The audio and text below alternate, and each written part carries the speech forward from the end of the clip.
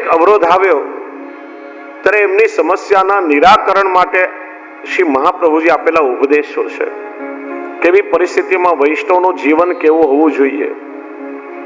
જીવનમાં ક્યારેક કોઈક એવી ઘટના થાય ત્યારે વૈષ્ણવે શું કરવું જોઈએ એ માર્ગદર્શન શ્રી મહાપ્રભુજી આપ્યું છે, આપણા આચાર્યોએ આપ્યું છે.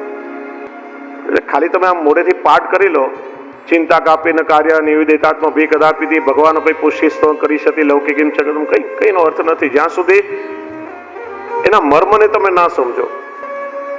સર્વદા સર્વભાવેના ભજનીય વ્રજાદીપ અર્થ ખબર જ ના હોય તો શું એનો હેતુ? અર્થ સાથે આ શ્રી વલ્લભના ઉપદેશોનું વૈષ્ણવે ચિંતન કરવું જોઈએ. ત્યારે જઈને કંઈક તમારી અંદર એનો ભાવ ઉતરશે ને કંઈક ત્યારે આચરણમાં મૂકવાનું મન થશે. વસ્તુ તો સ્થિતિ આજે એવી છે, સોશિયલ મીડિયા, ચેનલ, સિરિયલો, સિરીઝો, વેસ્ટર્ન કલ્ચરનો પ્રભાવ, આ બધાના કારણે નવી પેઢી જે છે એનું માનસ, એની સાયકોલોજી દિવસે દિવસે આજે બદલાઈ રહી છે. પણ આ બધામાં આપણા ધર્મને ટકાવવાનો એક જ ઉપાય છે કે 15-20 મિનિટ એટલીસ્ટ બને તો અડધો કલાક સોશિયલ મીડિયા, ઇન્ટરનેટ, મોબાઈલ બધું બંધ કરી ઘરના દાદા દાદી, પપ્પા મમ્મી, યંગસ્ટર્સ, બાળકો બધા ઘરમાં સાથે બેસો. પરસ્પર એકબીજાની નજીક આવવાનો પ્રયત્ન કરો. બને તો એક અધ્યાય નહીં તો 2-3 શ્લોક ભગવદ્ ગીતાના અર્થ સાથે વાંચો. શ્રીમદ ભાગવતજીનું ચિંતન કરો. રામાયણના ચરિત્ર બાળકોને સમજાવો, એમના ચારિત્રનું ઘડતર થશે. 84-252 ભગવદીય વૈષ્ણવની વાર્તાના 1-2 પ્રસંગ વાંચીને બાળકોને સંભળાવો. શ્રી હરિરાયજીનું બળે શિક્ષાપત્ર આપણા વૈષ્ણવનો આચરણ ગ્રંથ છે, સદાચાર ગ્રંથ છે. એક શ્લોક પણ અર્થ સાથે વાંચી એનું ચિંતન કરો તો વૈષ્ણવી જીવનનો બોધ મળશે. આટલું કરશો તો પણ પાયાનું ઘડતર થશે, મૂળ પાકા થશે, અને મૂળિયા પાકા થશે તો એ ઝાડ ક્યારે પણ પડશે નહીં. તમે જો છેલ્લા 6 મહિનામાં કેટલા દેશમાં પૂર અને વાવાઝોડા આવ્યા છે. ન્યૂઝ ચેનલોમાં આપણે રેગ્યુલર બધું જોઈએ છે. હજારો ઝાડવાઓ પડી ગયા. કયા ઝાડ પડી ગયા? જેના મૂળિયા કાચા હતા. બધા ઝાડ નથી પડી ગયા. જેના મૂળ પાયા મજબૂત છે, અડીખમે આજે પણ ઉભા છે. એમ જો આપણી આવનાર પેઢીના મૂળિયા પાકા નહીં હોય તો મેં જે વાત કહી પરિવારની, કદાચ ઘેર ઘેર આ ઘટના બનશે.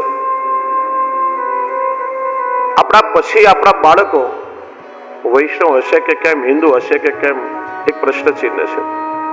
ધર્માંતરણ તો નહીં કરાવી લેના, એ પ્રશ્ન છે. જો ધર્મનો પાયો કાચો હશે તો, અને આવું થઈ રહ્યું છે છતાં આપણે લોકો એની કોઈ કાળજી કરતા નથી, એની કોઈ કેર કરતા નથી.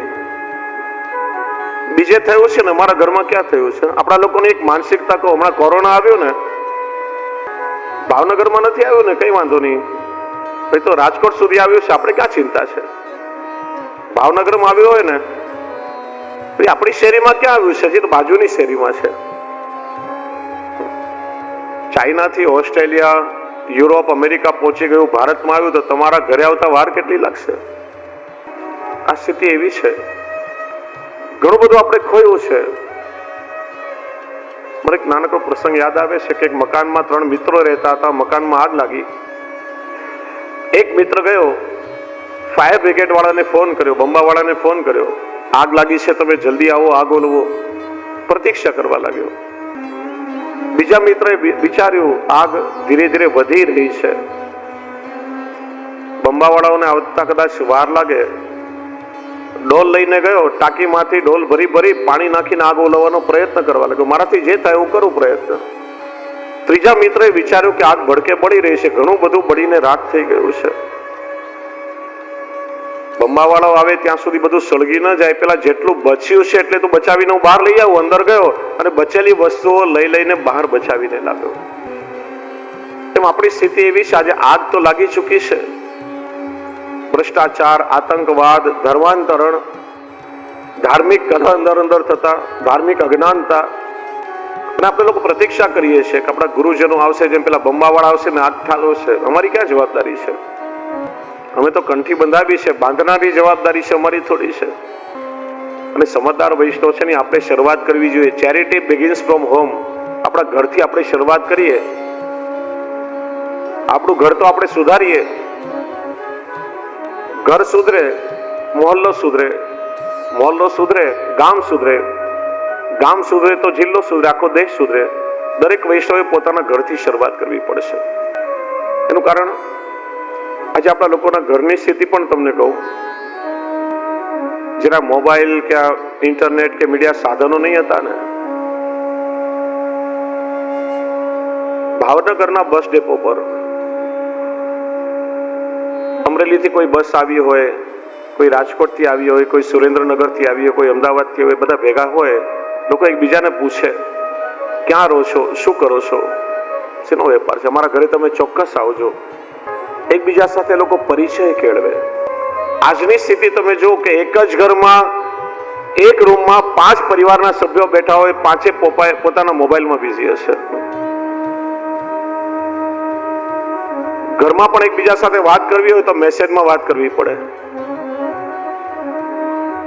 તમે ઘરમાં જુઓ, તમે ગાર્ડનમાં ફરવા માટે જાઓ ત્યાં પણ તમે જુઓ, તમે બસ ડેપો પર જુઓ, રેલવે સ્ટેશન પર જુઓ કે એરપોર્ટ પર જુઓ, આ એક જ સીન તમને મળશે. એક લાઈનમાં 15 જણા મોબાઈલ કે લેપટોપમાં બિઝી હશે.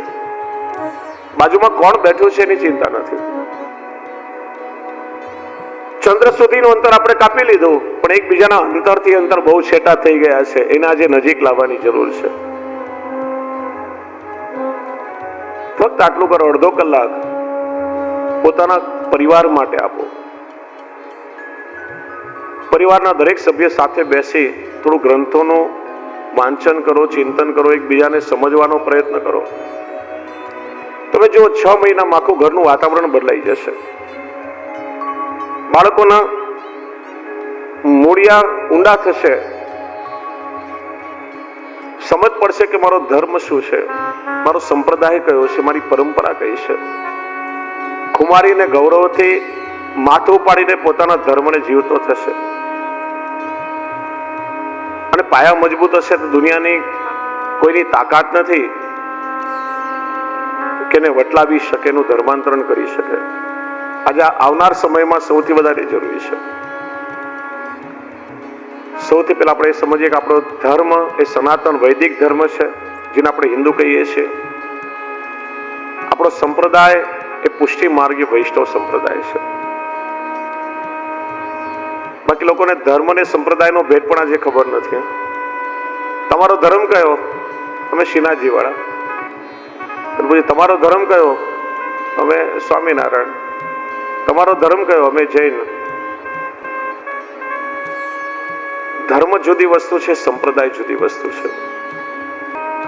પ્રત્યેક વ્યક્તિ ધારણ કરે તે ધર્મ.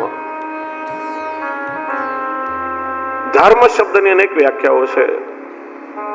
જે જીવાત્માને પશુતામાંથી માનવતા તરફ લઈ જાય એ પરિબળ ધર્મ છે. જે માનવીના જીવનનો પૂર્ણ રૂપે વિકાસ સાધે એ તત્વ ધર્મ છે. જે જીવાત્માને પરમાત્મા સુધી પહોંચાડે એ સેતુ એ ધર્મ છે. ધર્મ શબ્દનો સૌથી સરળ અર્થ છે ધર્મ એટલે આપણું કર્તવ્ય.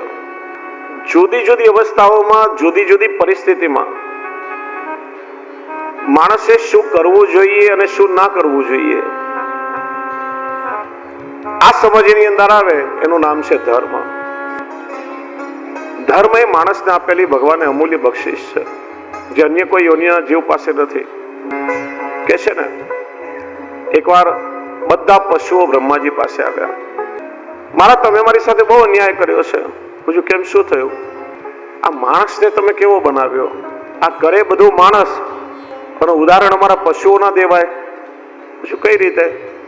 બહુ વફાદાર હોય ને તો કા કૂતરા જેવો વફાદાર છે, બીકણ હોય તો કા બિલાડી જેવો બીકણ છે, ચાલાક હોય તો કા શિયાળ જેવો ચાલાક છે, આળસુ હોય તો કા પાડાની જેમ પડ્યો રહે છે, મહેનત કરતો હોય આ ગધેડાની જેમ મહેનત કરે છે, હિંમત વાળો હોય આ સાવજની જેમ હિંમત વાળો છે. ઘરે બધું માણસ, ઉદાહરણ પશુ ના દેવાય. બ્રહ્માજી કહે, જો આ સૃષ્ટિ બનાવીને 4 વસ્તુઓ બધાને મેં એક સરખા ભાગે આપી છે.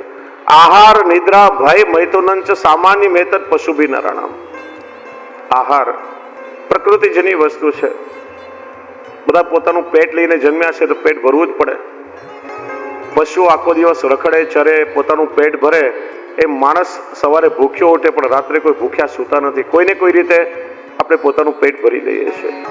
નિદ્રા, થાકીને પશુઓ જેમ નિદ્રાધીન થાય, માણસ પણ થાકે એટલે પથારી પકડે, નિદ્રાધીન થાય. ત્રીજું પરિબળ છે ભય. દરેકને પોતાનાથી બળવાનનો ભય સતાવતો હોય.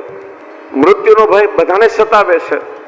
આજકાલ સૌથી મોટો એક ભય ભવિષ્યનો, તોનો ભય. આમ થશે તો, તેમ થશે તો. શેર બજારમાં ઇન્વેસ્ટમેન્ટ કર્યું, ભાવ નીચા જશે તો. 50 તોલા સોનું લઈને ગોલ્ડમાં ઇન્વેસ્ટમેન્ટ કર્યું, સોનાના ભાવ નહીં વધે તો. શોરૂમની એક નવી બીજી ફ્રેન્ચાઇઝ ખોલી, સરખી નહીં ચાલે તો. હોશે હોશે દીકરાના લગ્ન કર્યા, વહુ પરણીને ઘરમાં આવી પણ મારા કયામાં નહીં રહે તો. આ તોનો ભય બહુ મોટો છે. કે છે ને દીકરીના લગ્ન થયા, સાસરે ગઈ, 2-3 મહિના પછી પિયરે આવી, થોડીક આમ સુકાઈ ગયેલી.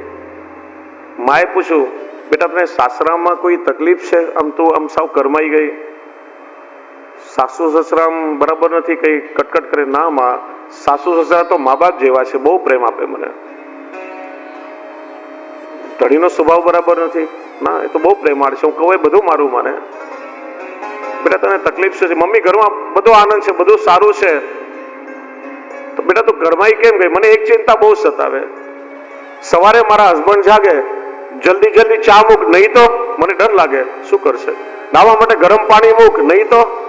ચાલ જમવાની થાળી પરોસ, નહીં તો. મને ડર લાગે કે શું કરશે. એ ચિંતા આખો દિવસ ચાલે. બેટા એકવાર પૂછી લે ને, શું કરશો? ખબર તો પડે આપણને સામે કેમ રિએક્ટ કરવું એમ.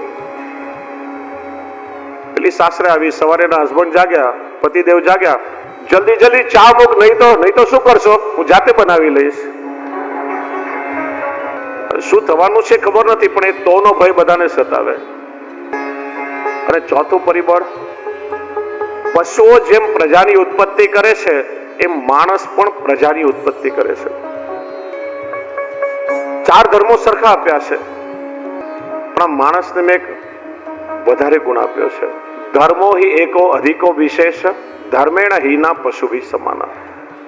આ માણસને મેં ધર્મ નામની એક વધારામાં બક્ષિસ આપી. એનું કારણ માણસની અંદર મેં વિવેક બુદ્ધિ મૂકી છે. બુદ્ધિથી માણસ વિચારશીલ છે. આ માં છે, બાપ છે, આ પત્ની છે, આ ભાઈ બહેન કહેવાય, આ દીકરા દીકરી છે. આ વિચારવાનો વિવેક કેવલ મનુષ્યમાં છે, અન્ય કોઈ યોનિના પશુ પક્ષીમાં નથી. એ કેવલ પ્રકૃતિદત્ત સ્વભાવ અનુસાર ચાલતા હોય છે. માણસ બુદ્ધિથી વિચારી શકે છે, સાચું શું, ખોટું શું, પાપ શું, પુણ્ય શું. અને એટલા માટે માણસ પોતાની બુદ્ધિથી ધર્મનું આચરણ કરી શકે છે. આ માણસનું શરીર એકમાત્ર સાધન છે કે જેનાથી તમે તમારો આલોક પણ સુધારી શકો અને પરલોક પણ સુધારી શકો, જે અન્ય કોઈ શરીરથી શક્ય નથી. તમે શું કરશો, એનું શું પરિણામ આવશે, આ માણસ વિચારી શકે છે. અને એટલા માટે માણસ થઈને જે પોતાના ધર્મને ચૂકી જાય છે, ધર્મેણ હિના પશુભિ સમાના, એમાં પશુમાં કોઈ ફરક નથી, કારણ કે બાકીના 4 ગુણો તો સમાન છે. ધર્મ એટલે આપણું કર્તવ્ય. એના વિભાગ કર્યા: વર્ણ ધર્મ, આશ્રમ ધર્મ, વિશેષ ધર્મ, આપદ ધર્મ, આત્મ ધર્મ, દેહ ધર્મ, ભગવત ધર્મ. એનો અર્થ કે જુદી જુદી અવસ્થા અને પરિસ્થિતિમાં માણસે કઈ રીતે પોતાનો નિર્વાહ કરવો, એ વિવેક એની અંદર આવે. ધર્મ સૌથી પહેલો દેહ ધર્મ એટલે માનવ ધર્મ, જેને તમે હ્યુમાનિટી કહો છો. માણસનું શરીર છે, એક મનુષ્ય તરીકે મારે બીજા મનુષ્યની સાથે કઈ રીતે વ્યવહાર કરવો જોઈએ, બીજા બધા પશુઓથી હું કઈ રીતે જુદું છું, જેને આપણે માનવતા કહીએ. હું હંમેશા કહું છું, જ્યાં સુધી આપણામાં માનવતા નહીં આવે, વૈષ્ણવતા બહુ દૂરની વાત છે. વૈષ્ણવતા આવતા પહેલા માનવતા આવી જોઈએ. દેહ ધર્મ આત્મધર્મ, આ દેહનું આત્મકલ્યાણ કરવા માટે કોઈ એક પરંપરાની કંઠી બંધાવી એનાથી દીક્ષિત થઈ અને આપણે આપણા આત્મકલ્યાણના માર્ગ પર પ્રસ્થાન કરીએ છીએ. એ પરંપરાને આપણે ફોલો કરીએ છીએ. જેમ કે પુષ્ટિ માર્ગીય વૈષ્ણવ છીએ. પુષ્ટિ માર્ગ એ આપણો આત્મધર્મ છે, જેના દ્વારા આપણે આપણું આત્મકલ્યાણ કરવાનું છે. વર્ણ ધર્મ, તમે બ્રાહ્મણ, ક્ષત્રિય, વૈશ્ય, શૂદ્ર કયા વર્ણના છો? આપણા વેદોએ, આપણા ધર્મ ગ્રંથોએ દરેકનું કર્તવ્ય જીવન પદ્ધતિ બતાવી છે. આશ્રમ ધર્મ, તમે બ્રહ્મચારી છો, ગ્રહસ્થી છો, સંન્યાસી છો, વાનપ્રસ્થી છો, કયા આશ્રમમાંથી તમે ચાલી રહ્યા છો? ગ્રહસ્થી છો તો મા બાપની ઘરમાં સેવા કરવી જોઈએ. ઘર, પરિવાર, કુટુંબ, સંતાનો આ બધાનો નિભાવ કરવો જોઈએ. બાળકોને સંસ્કાર આપવા જોઈએ, ભણાવવા જોઈએ, અતિથિનો સત્કાર કરવો જોઈએ. સમાજમાં રહીએ છીએ, સમાજનું આપણા પર ઋણ છે, સમાજની સેવા કરી સમાજના ઋણને ચૂકવવું જોઈએ. આ બધો આશ્રમ ધર્મ છે. આપત ધર્મ, જીવનમાં ક્યારેક આપત્તિ આવે ત્યારે શું કરવું શું ના કરવું એ વિવેક એની અંદર હોવો જોઈએ. પુષ્ટિ માર્ગમાં સૌથી શ્રેષ્ઠ ધર્મ ભગવત ધર્મને માનવામાં આવ્યો છે. પ્રભુના સુખ માટે, પ્રભુની સેવા કરતા પ્રભુના સુખ માટે અન્ય કોઈ ધર્મનો લોપ થાય તો એ દોષરૂપ નથી. રાસ પંચાધ્યાયમાં ઠાકોરજીએ વેણુ નાદ કરીને ગોપીજનોને બોલાવ્યા. ઘર સંસારની આસક્તિ છોડી ઘેર ઘેરથી ગોપીઓ નીકળી પડી છે, જાણે ગાંડાની વણઝાર નીકળી હોય. કેશના ઠેકાણા નથી, વસ્ત્રના ઠેકાણા નથી. જે પરિસ્થિતિમાં જે કામ કરી રહી હતી બધું છોડી છોડીને ઘેર ઘેરથી ગોપીઓ નીકળી પડી છે. કદાચ પ્રભુ સુધી પહોંચવામાં વિલંબ ના થઈ જાય. ઘેર ઘેરથી આમ ગાંડાની વણઝાર નીકળી હોય. અને કોઈ બહુ સરસ લખ્યું છે, ગાંડાની વણઝાર કેવી હોય. આ દુનિયાનો નિયમ છે. ભગવાનને મેળવવા માટે જે ગાંડા થયા ને એને દુનિયાના ગાંડાઓ એ ગાંડા જ કહે. બાકી ગાંડાઓની દુનિયામાં કમી નથી. કોઈ સત્તા પાછળ ગાંડા છે, કોઈ સંપત્તિ પાછળ ગાંડા છે, કોઈ રૂપની પાછળ ગાંડા છે, કોઈ વ્યવહારોની પાછળ ગાંડા છે, કોઈ પોતાના શોખની પાછળ ગાંડા છે. ગાંડાઓની દુનિયામાં કમી નથી, પણ ભગવાનને મેળવવા માટે જે ગાંડા થયા એને દુનિયાના ગાંડાઓએ ગાંડા કહ્યા. અને એવા ગાંડાઓને ભગવાન મળ્યા અને બાકીના ગાંડાઓ હજી આટા મારે છે.